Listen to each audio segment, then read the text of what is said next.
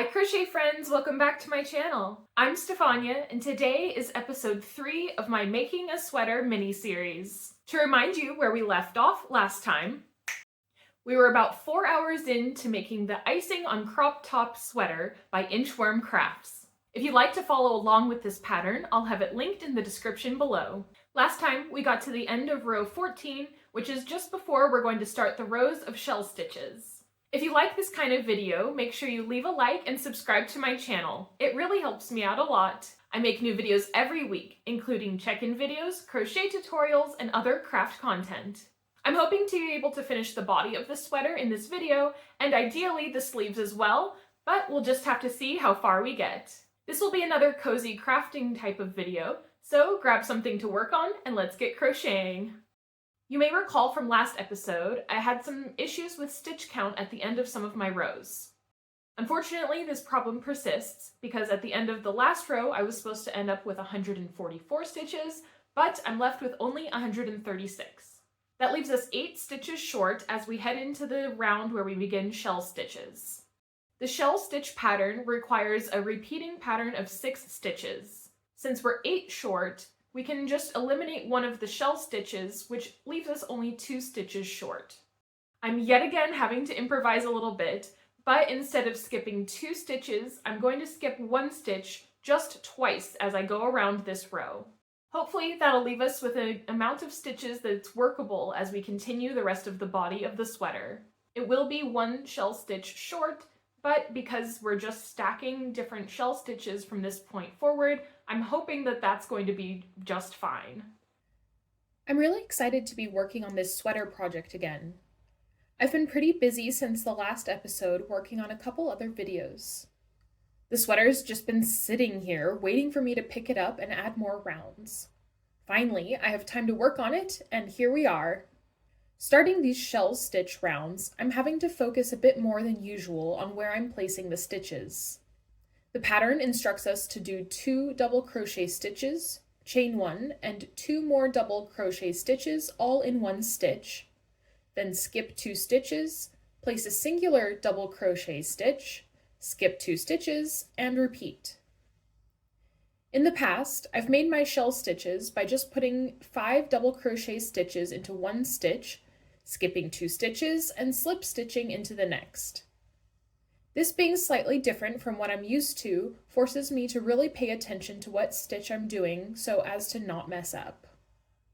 I've had enough trouble with having the wrong number of stitches in my rounds, so I would like to avoid having any more issues if that's possible. Once this first round of shell stitches is set up, it should be easier to place the stitches in the right place and know what's next in the pattern. Hopefully, then I'll be able to just relax into the craft and not have to worry too much about messing up. If you watched my previous video where I made a card for Valentine's Day, I read some poems out loud to go with my crafting. I really enjoyed how that video turned out, so for this video, I decided to again read poetry while you watch me crochet. As February is Black History Month, I thought I would find some poems in the public domain that were written by Black Americans. I'll include links in the description to all of the poems I'll be reading. I hope you enjoy. Hope by Clara and Thompson. The saddest day will have an eve, the darkest night a morn. Think not, when clouds are thick and dark, thy way is too forlorn. For every cloud that e'er did see to shade thy life bright way, and every restless night of pain, and every weary day, will bring thee gifts thou value more, because they cost so dear. The soul that faints not in the storm emerges bright and clear. And there's round 15 complete. When I did the shell stitches at the arms of these rounds, I skipped only 1 stitch instead of 2, so I was able to match up my shell stitches by the end of the row. You can see here that my round ended at the exact spot it was supposed to. In the next round, I'm going to be placing the shell stitches in between the ones from the last round. So let's go ahead and get started with that. Going to the Picnic by Julius C. Wright. There's a large crowd of young folks hurrying down the road. They are going to have a picnic now and spread the news abroad. They are wearing beautiful bouquets and carrying bright tin dippers. New straw hats are waving high and patent leather slippers. Their hats are made of fine chiffon and decorated too. There will be plenty of goodies for your friends and for you. They will have a big barbecue and a lot of other stuff. They are going to eat and drink till everybody puff. They will have cakes and candy by the heaps and ice cream pressed in cake, peanuts parched fresh and hot, and a lot of fine milkshakes. They will have fish croquettes by the bushels and coconut jumbles too. They are going to feed their friends and foes and have enough for you. They are going to have a big dance and a jolly time. They want to show their handsome looks because they look so fine. 1 barrel or 2 of lemonade, mixed all through with ice. Lemons cut and thrown therein. Gee, it's awful nice. Of all the fun and jollities and all the places of rest, just go to an old picnic ground. They tell me that's the best.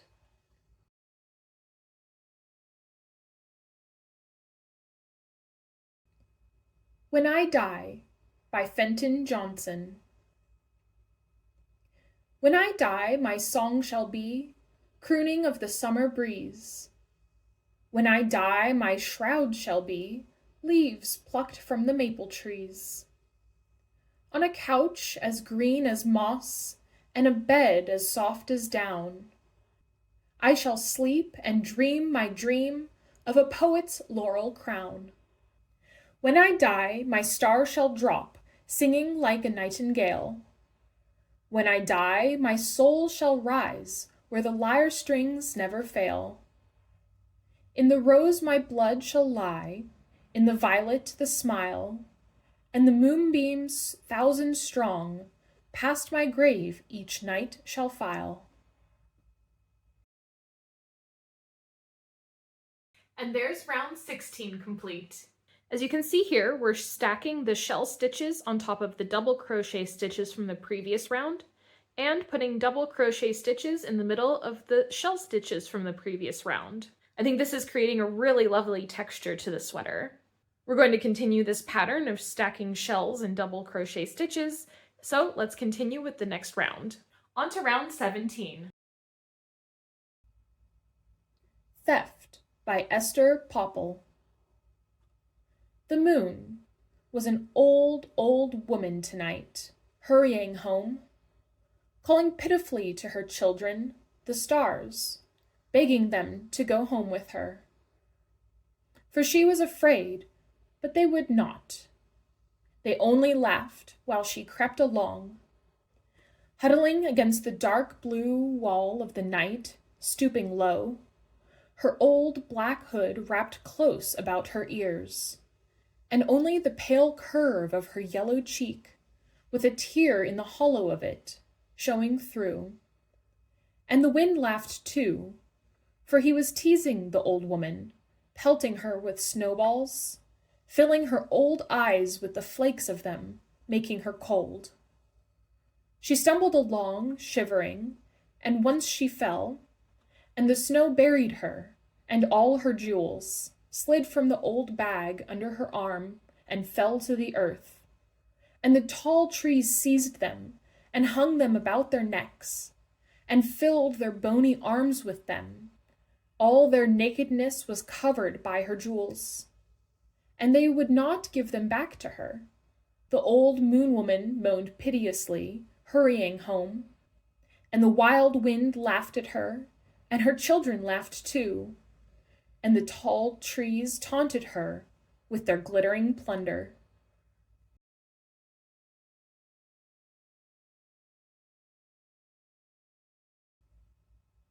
No Images by Cuney. She does not know her beauty. She thinks her brown body has no glory. If she could dance, naked, under palm trees, and see her image in the river, she would know.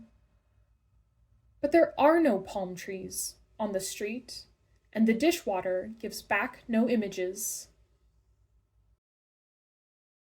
And that's round 17 complete. Let's give this a try on to see how it's fitting. That's looking really good. I really love the way the stacked shell stitches are looking, but I'm going to have to repeat this pattern a whole lot if I want to create a full-length sweater. I've already been crocheting for about 40 minutes today, so I'm going to do a couple more rounds and then give myself a break. So let's get started with round 18.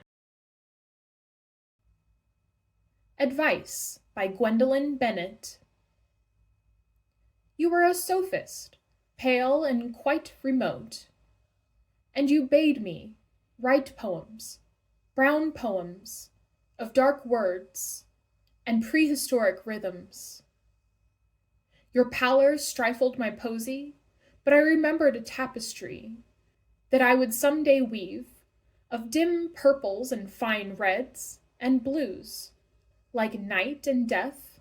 The keen precision of your words wove a silver thread through the dusk softness of my dream stuff.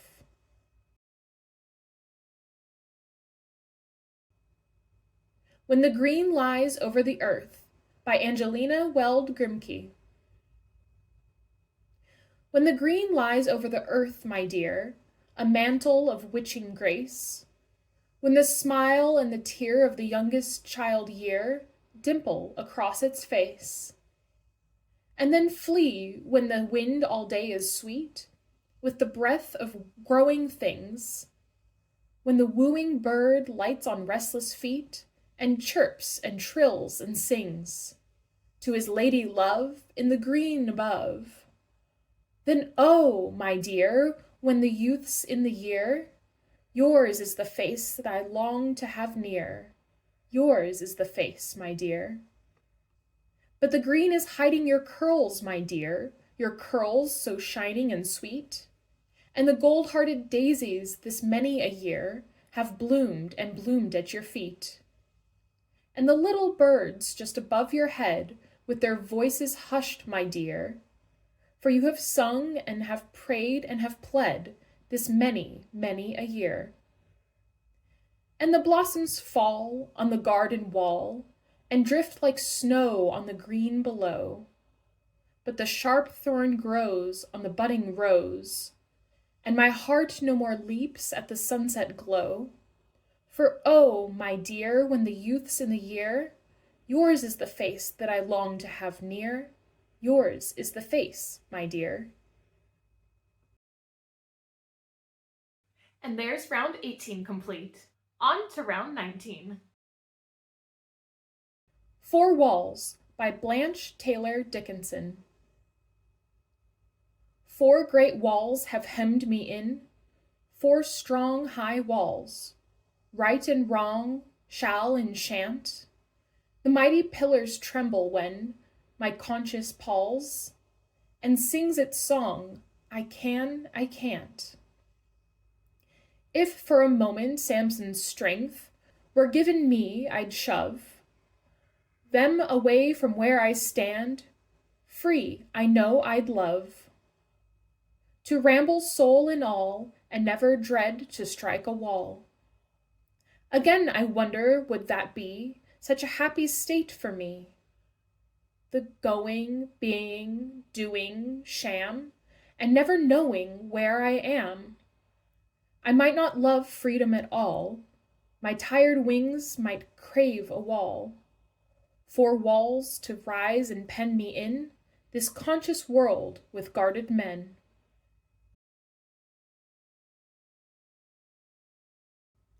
Trees at Night by Helene Johnson. Slim sentinels, stretching lacy arms about a slumberous moon. Black quivering silhouettes, tremulous, stenciled on the petal of a bluebell. Ink spluttered on a robin's breast. The jagged rent of mountains.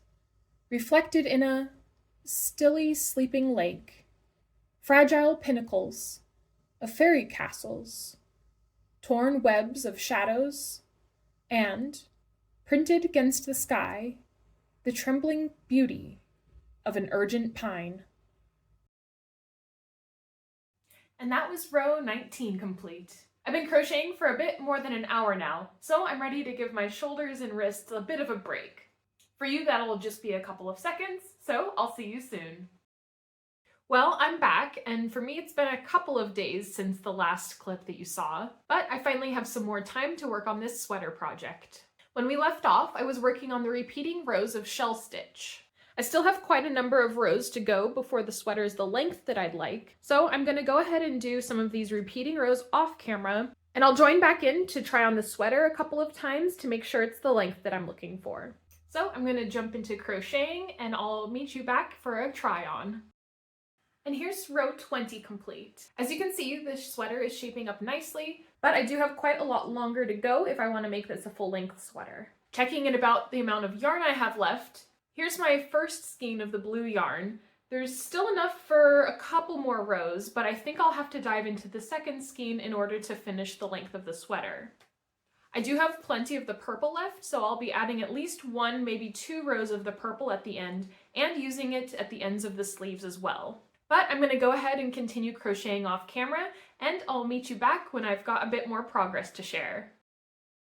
I just finished crocheting for about another 40 minutes, and I managed to do almost 3 more rows. The only thing that stopped me was that I ran out of yarn about 3 shells before the end of the row. Luckily, I have another ball of yarn, so I can attach it to the sweater and continue adding a couple more rows. I'm really liking how the length is progressing. I think if I add on another 3, maybe 4 rows, then I'll have enough length before I want to add the purple rows to finish it off. Technically, the pattern is for a cropped sweater, so this is the length it calls for before adding the final row, but I'm deciding to make it my own by adding just a couple more rows. I will have to make sure to leave enough yarn for both of the sleeves, but I don't think that adding a couple more rows to the body of the sweater is going to make that much of a difference. And if I end up with a 3/4 length sleeve, I'll be happy enough with that. I joined on the second ball of blue yarn and continued adding some rows. It took me another about 40 minutes to add 2 rows, and we're at this length now. I'm getting happier with the length, but I think I still want 2-3 more rows of blue before I switch over to purple.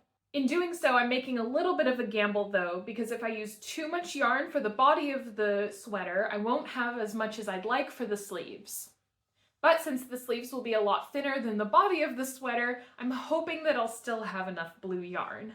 So I'm going to crochet for another hour or so, and I'll bring you back in when I'm ready to switch to the purple yarn. Well, that only ended up being another 30 minutes to add 2 more rows to the sweater. You can see the length we're at now. I'm really happy with my decision to add a couple more rows of the blue. I think now I'm going to switch over to the purple yarn, add 1 more row of these shell stitches, and then add the finishing row. So there's only 2 more rows to go till the end of the sweater. I'm going to switch back to crocheting on camera, so join me for these last couple of rows. Drifting by Olivia Ward Bushbanks. And now the sun in tinted splendor sank. The west was all aglow with crimson light. The bay seemed like a sheet of burnished gold. Its waters glistened with such radiance bright. At anchor lay the yachts with snow-white sails, outlined against the glowing rose-hued sky. No ripples stirred the water's calm repose, save when a tiny craft sped lightly by. Our boat was drifting slowly, gently round, to rest secure till evening shadows fell. No sound disturbed the stillness of the air, save the soft chiming of the vesper bell.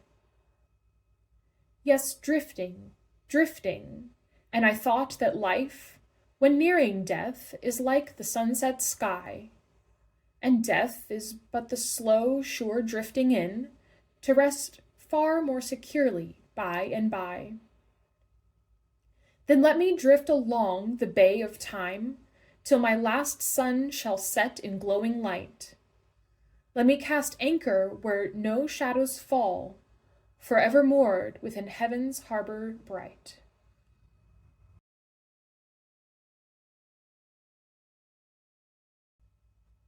Dust by Cuney. Dust, through which proud blood once flowed. Dust, where a civilization flourished. Dust, the valley of the Nile. Dust, you proud ones, proud of this skill with which you play this game, civilization, do not forget that it is a very old game. Men used to play it on the banks of the Tigris and the Euphrates, when the world was a wilderness. There's a circle around China where once a wall stood. Carthage is a heap of ashes, and Rome knew the pomp and glory you know now. The Colosseum tells a story the Woolworth building may repeat. Dust. Pharaohs and their armies sleep there. Dust. Shall it stir again? Will pharaohs rise and rule, and their armies march once more? Civilization continually shifts upon the places of the earth.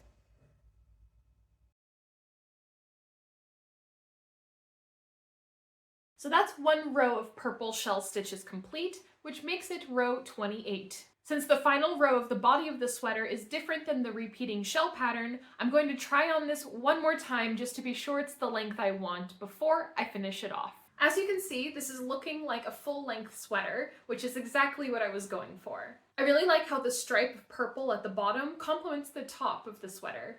I think I'll go ahead and do the final row of the body of the sweater because the worst case scenario, if I try it on and it's still not quite long enough, I can just undo that final row, add a couple more, and redo it. Hopefully that's not the case, but it's always an option. So I'm going to go ahead and add the last row of the body of the sweater.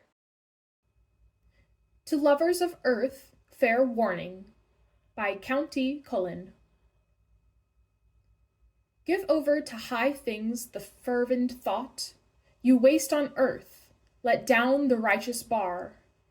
Against a wayward peace too dearly bought, upon this pale and passion-frozen star. Sweethearts and friends, are they not loyal? Far. More fickle, false, perverse, far more unkind, is earth to those who give her heart and mind. And you, whose lusty youth her snares intrigue, who glory in her seas, swear by her clouds, with age, man's foe, earth ever is in league.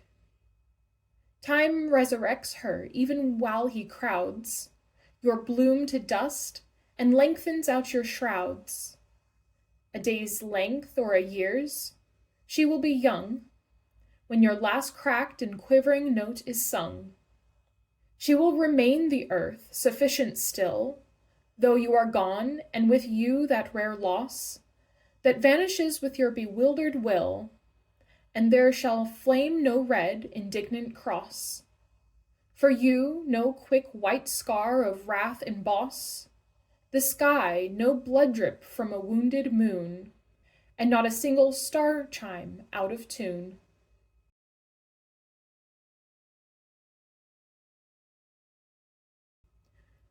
Morning by Olivia Ward Bushbanks. Bright glows the morn, I pace the shining sands, and watch the children as with eager hands they gather driftwood for the evening fire. Their merry laughter, ringing loud and clear, resounds like sweetest music to my ear. As swift they toil, each with the same desire. And now their task completed, they depart, each one with beaming face and happy heart. They too will watch the driftwood fire tonight, and know this they hasten glad and gay, with willing feet along the homeward way, their precious burdens bearing with delight. I watch these little children of the poor till they have reached each lowly dwelling's door, and then I too my footsteps homeward turn. I fancy what a joyous sight 'twill be to see the children sitting in their glee, close by the fire and laugh to see it burn. And that should be the last stitch in the body of this sweater. Let's try it on. Well, I absolutely love the length of the sweater. As it is now, it might be a little bit short, but I have the suspicion that once I block it at the very end, it'll stretch down to fit the length that I'm looking for. For the final row, we did 7 double crochet stitches in each of the double crochet posts from the row before, and I absolutely love the way it made it look. I'm glad I ended up doing a row of purple before this final row because it helps blend the colors a bit better. I was a little hesitant about all the shell stitches leaving gaps, but seeing it now over my tank top, I think it's really pretty. I also really love the way the variegation of the blue yarn caused these stripes as well. I'm excited to see how it'll look with sleeves on. The 2 rows of purple took me about 30 minutes to complete, meaning that again I spent about 4 hours of crochet time for this episode. That brings the grand total for this sweater so far to 8 hours of crochet work. That amount of work really indicates why I choose not to make wearables most of the time and instead focus on smaller projects. But with this beautiful yarn, I'm glad that I chose to make this sweater for myself, and I think I picked the perfect pattern for it. I really wanted to finish the sweater in this episode, but considering how much time I've already put into it, I think it's best to leave it to one more episode where I make the sleeves. If you want to be sure to see how this sweater turns out, make sure you subscribe to my channel and turn on post notifications so YouTube will let you know the next time I release a video. In terms of the yarn left, we have most of the blue yarn and a decent amount of the purple as well. When I tackle the sleeves, I'll probably split each of the colors into 2 separate balls to kind of make sure my sleeves will end up even. But we'll tackle that in the next episode. Thanks for watching till the end of the video. If you liked this video, make sure you leave a like, and if you loved the video, hit that subscribe button. Let me know in the comments down below what you worked on during this cozy crafting session. Thanks so much for watching, and I'll see you next time. Bye!